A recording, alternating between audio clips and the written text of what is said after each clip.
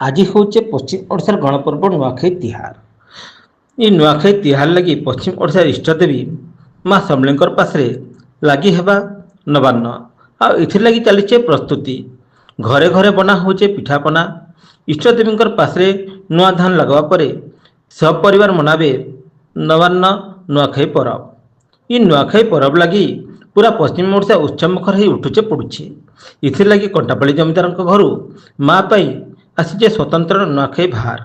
ये सबुति भितरे माँ अलंकार सब मार्जना सरी। नुआखाई लगी प्रस्तुति सब सरी जाइए। इष्टदेवी पूजार्चना पर नवान्न खाइबे घर परिवार लोके।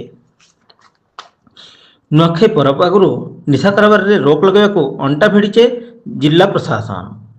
प्रशासन और अबकारी मिसी सहर भिन्न भिन्न जगह ने करिछे चढ़ऊ। बरगढ़ और संबलपुर ने दिन को दिन बढ़ी चलीचे चूरा मद गंजेई और करेस कारबार। ये सबुथ रोक लगाइबाकू अंटा भिड़ीचे प्रशासन।